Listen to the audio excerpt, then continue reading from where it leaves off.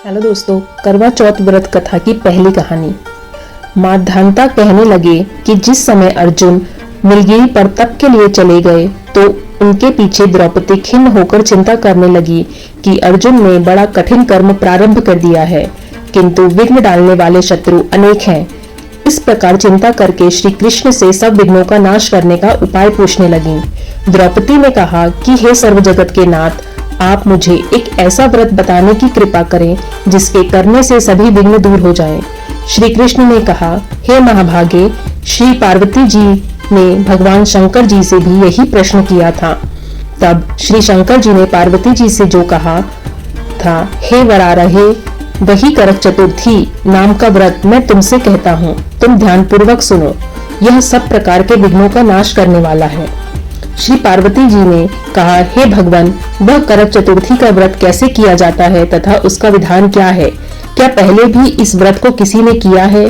शंकर जी बोले, पार्वती, अनेक प्रकार के रत्नों से शोभायमान, चांदी और सोने के भवनों से भरे, विद्वान पुरुषों से सुशोभित, लोगों को वश में करने वाली दिव्य स्त्रियों से शोभायमान, जहाँ पर सदैव ही वेद ध्वनि होती है, ऐसे स्वर्ग से भी मनोहर, परम रमणीक शुक्रप्रस्थपुर में एक वेद शर्मा नामक ज्ञानी ब्राह्मण रहता था।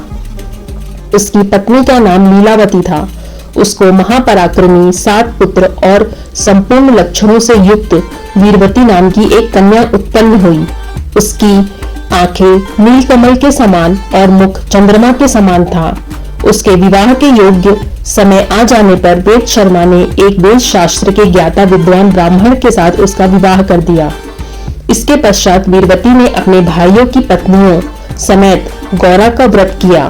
फिर कार्तिक चतुर्थी के दिन व्रतोपवास कर सायंकाल में स्नान कर सभी ने भक्ति भाव से वट वृक्ष का चित्र बनाकर उसके नीचे शंकर जी, गणेश जी और स्वामी कार्तिकेय के साथ पार्वती जी का भी चित्र बनाया और ओम नमः शिवाय इस मंत्र से गंध पुष्प अक्षत आदि से गौरी जी का पूजन किया। फिर शिव जी, गणेश जी तथा शरानम का अलग अलग पूजन करती हुई पकवान, अक्षत, दीपक से युक्त 10 करवा और गेहूं के पिशान और गुड़ के बने हुए पकवान तथा और भी अनेक प्रकार के फलादि भोज्य पदार्थों को अर्पण करके अर्घ देने के लिए चंद्रोदय की प्रतीक्षा करने लगी। इसी बीच वीरवती बाला भूख प्यास की पीड़ा से मूर्छित होकर पृथ्वी पर गिर पड़ी। तब उसके सब भाई बांधव रुदन करने लगे। फिर वीरवती का मुख धोकर पंखे से हवा करके उसको ढाढ़स बांधने लगे कि अब चंद्रमा उदय होने ही वाला है। उसका एक भाई चिंता युक्त होकर एक महान वट वृक्ष के पर चढ़ गया। बहन के प्रेम से दुखी भाई ने जलती हुई लुकारी लेकर चंद्रमा के उदय होने का बहाना कर दिखाया। वीरवती ने चंद्रमा का उदय जानकर दुख का त्याग करके विधि विधान से अर्घ देकर भोजन कर लिया। इस प्रकार व्रत के दूषित हो जाने के कारण उसका पति मृत्यु को प्राप्त हुआ। तब वीरवती ने अपने पति को मरा हुआ देखकर पुनः शिव जी का पूजन 1 वर्ष तक निराहार रहकर किया। वर्ष के समाप्त होने पर करक चतुर्थी का व्रत उसकी भौजाइयों ने किया। वीरवती ने भी पूर्वोक्त विधान से व्रत किया। जब उस दिन देव कन्याओं के साथ इंद्राणी वहां करक चतुर्थी का व्रत करने के लिए स्वयं स्वर्ग से वीरवती के पास आईं, तब वीरवती ने इंद्राणी से सब बातें पूछी।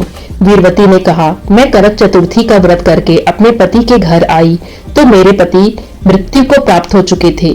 मैं नहीं जानती कि किस पाप के कर्म से मुझको यह फल मिला। हे मातेश्वरी, हमारे भाग्य से आप यहाँ आई हैं, सो मेरे पति को जीवित करके मुझ पर कृपा कीजिए।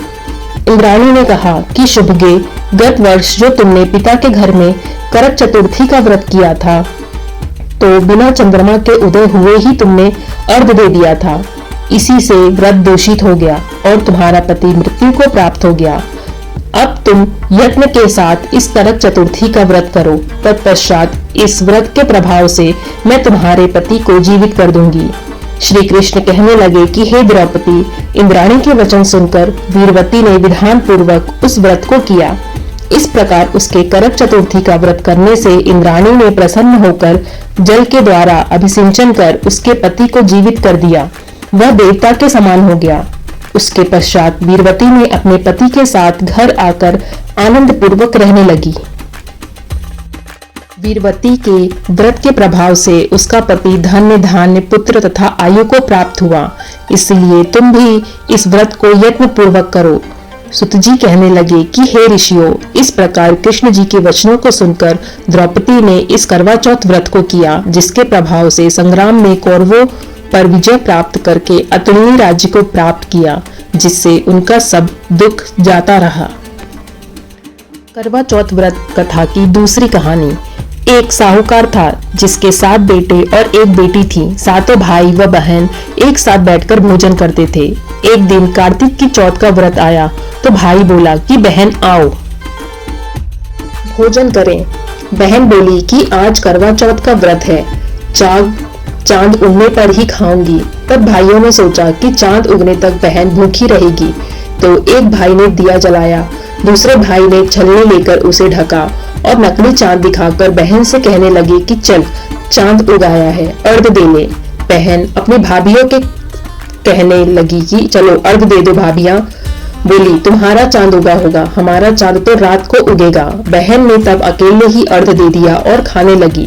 पहले ग्रास में बाल आ गया, दूसरे ग्रास में कंकड़ आया और तीसरा ग्रास मुंह की ओर किया तो उसकी ससुराल से संदेशा आया कि उसका पति बहुत बीमार है, जल्दी भेजो। माँ ने जब लड़की को विदा किया तो कहा कि रास्ते में जो भी मिले उसके पांव लगना और जो कोई सुहाग का आशीष दे उसके पल्ले में गांठ लगाकर उसे कुछ रुपए देना। बहन जब भाइयों से विदा हुई तो रास्ते में जो भी मिला उसने यही आशीष दिया कि तुम 7 भाइयों की बहन हो, तुम्हारे भाई सुखी रहे और तुम उनका सुख देखो। सुहाग का आशीष किसी ने भी नहीं दिया। जब वह ससुराल पहुंची तो दरवाजे पर उसकी छोटी ननद खड़ी थी। वह उसके भी पांव लगी तो उसने कहा कि सुहागिन रहो, सपुती हो। तो उसने यह सुनकर पल्ले में गांठ बांधी और ननद को सोने का सिक्का दिया। तब भीतर गई तो वहां सासू ने कहा कि पति धरती पर पड़ा है, तो वह उसके पास जाकर उसकी सेवा करने के लिए बैठ गई।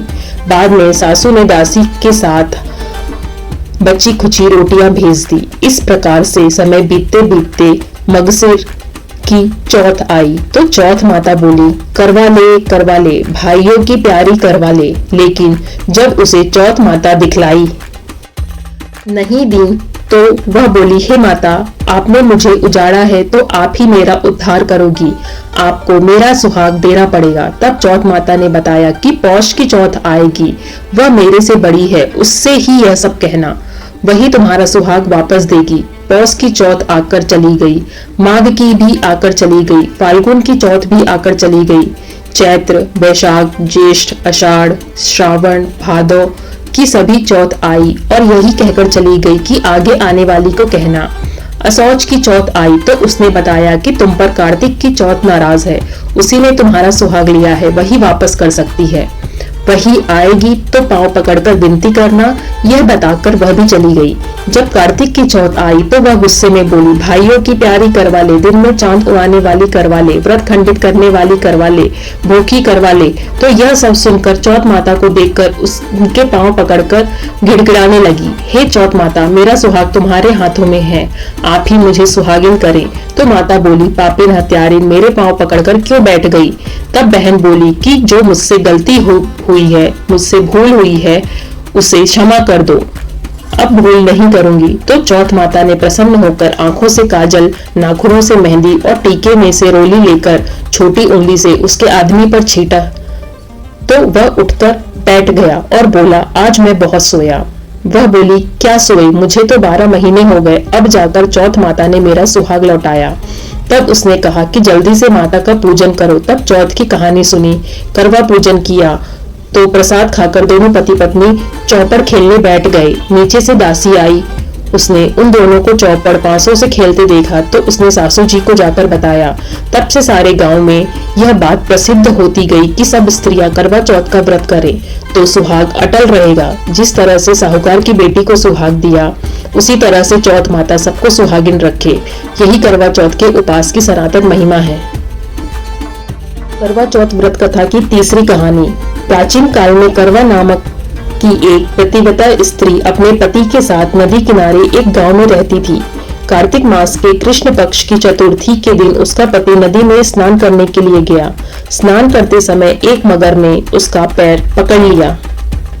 वह करवा करवा नाम लेकर मदद के लिए पुकारने लगा। उसकी आवाज सुनकर उसकी पत्नी दौड़कर आई। उसने मगर को कच्चे धागे से बांध दिया। मगर को बांधकर वह यमराज के पास पहुंची और यमराज से बोली, भगवान, मगर ने मेरे पति का पैर पकड़ लिया है, अतः पैर पकड़ने के अपराध में आप अपने बल से उस मगर को नरक में ले आओ। यमराज ने कहा, अभी मगर की आयु शेष है, अतः मैं उसे नहीं मार सकता। इस पर करवा ने कहा, यदि आप ऐसा नहीं करोगे तो मैं आपको श्राप देकर नष्ट कर दूंगी। यह सुनकर यमराज डर गए और उन्होंने प्रतिव्रता स्त्री की करवा के साथ जाकर मगर को उन्होंने यमपुरी भेज दिया और करवा के पति को दीर्घायु प्रदान की। उसी दिन से यह करवा चौथ मनाई जाती है और सुहागिन स्त्रियों के द्वारा व्रत रखा जाता है। हे करवा माता, जैसे तुमने अपने पति की रक्षा की, वैसे सबके पतियों की रक्षा करना। करवा चौथ व्रत कथा की चौथी कहानी। एक ब्राह्मण परिवार में 7 बहुएं थी। 6 बहुओं के मायके वाले बहुत अमीर थे, इसी कारण ससुराल में उनका बड़ा मान था, परंतु छोटी के मायके में कोई न था। वह घर का सारा काम करती, सबकी सेवा करती, पर कोई भी उससे प्यार नहीं करता। सब उसको दुत्कारते रहते। तीज त्योहार पर भी जब उसके मायके से कोई न आता तो वह बहुत दुखी होती। हर वर्ष की तरह इस वर्ष भी करवा चौथ का व्रत आया।